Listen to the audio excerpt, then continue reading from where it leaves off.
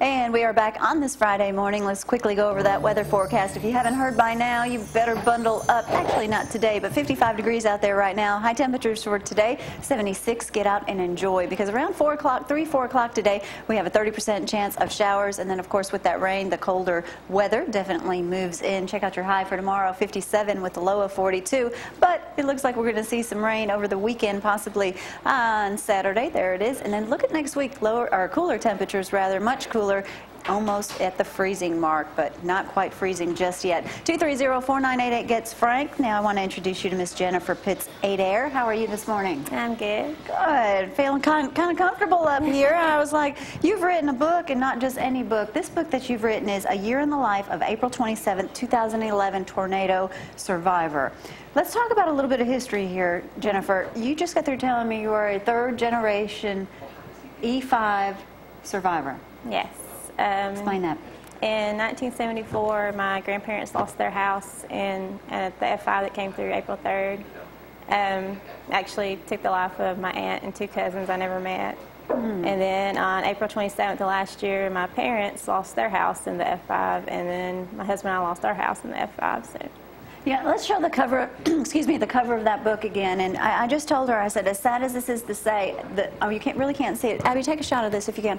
This picture that you have on the cover of the book, I mean, to me, it really just says it all. This was, you said, 2 months after the tornado. Yes, that was for the 2-month anniversary for the Decatur Daily. And who took that photo? Gary Cosby Jr. Give him credit there, too, yeah. I mean, how did that, tell me a little bit about that day when the tornado came through. Because I've never actually, I guess the first time we were hit with tornadoes several years ago, that was the first time I actually saw it up close and personal. And I really never been in a scary situation, even then, to where I would be scared to death if we have bad weather. Actually, I went home from work early that day because there was such a chance of severe weather, but you really don't believe it's going to happen.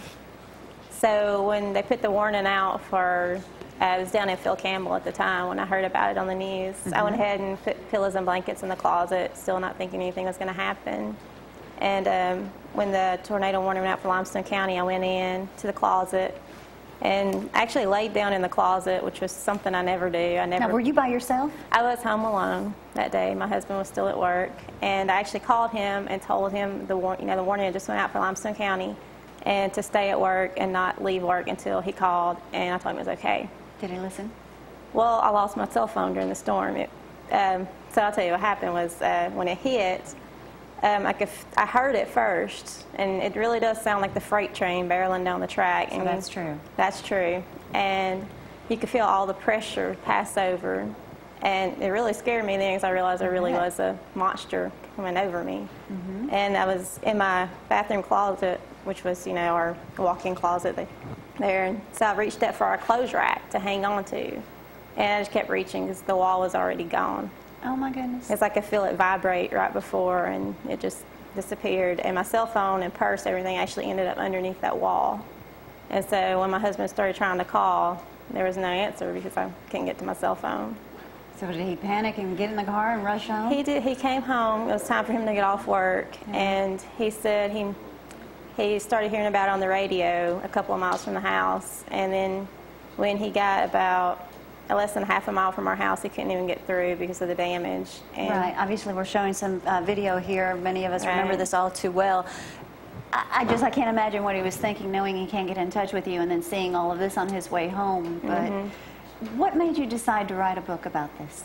I mean, why did you want to relive this?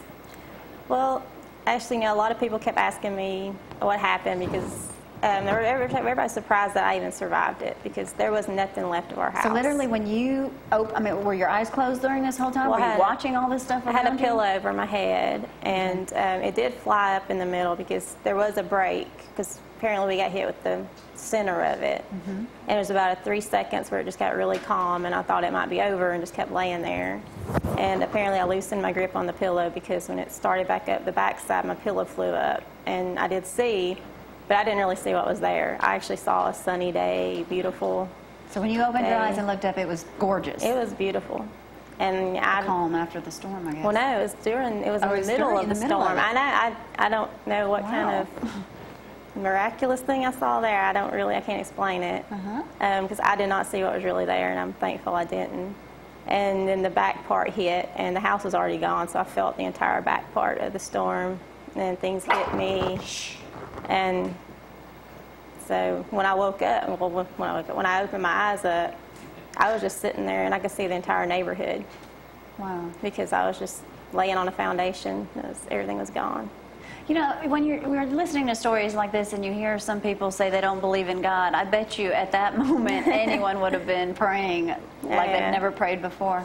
That's what I told my husband. If anybody had been in my position and went in that closet a non-believer, they would have met God that day. No doubt. They would have come out. If they had survived, they would have been a believer.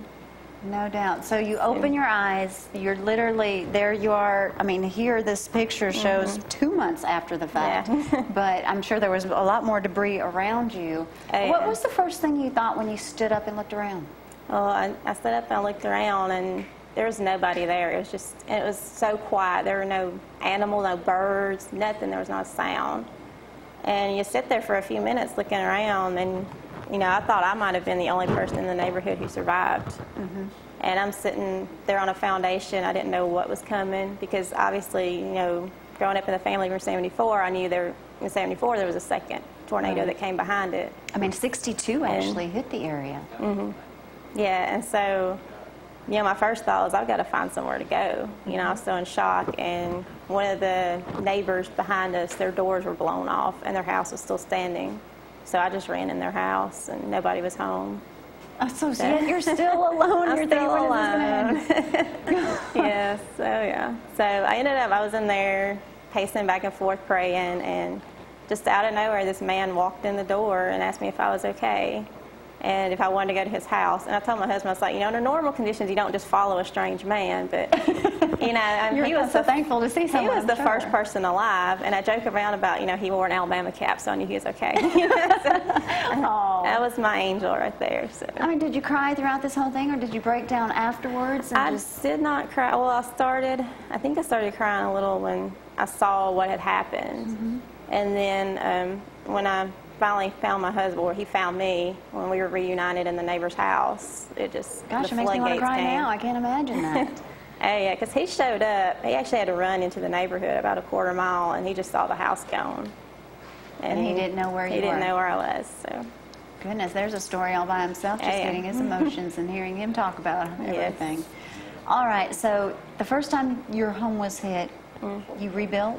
We did not. We decided to buy another house. It was just too hard, the memories. And did you change locations? I mean, I've talked to some people that were actually hit. This was their second or third time of being hit, and they're going to rebuild. Or finally, an older couple said, "I'm retiring. I'm moving by my grandkids in Florida.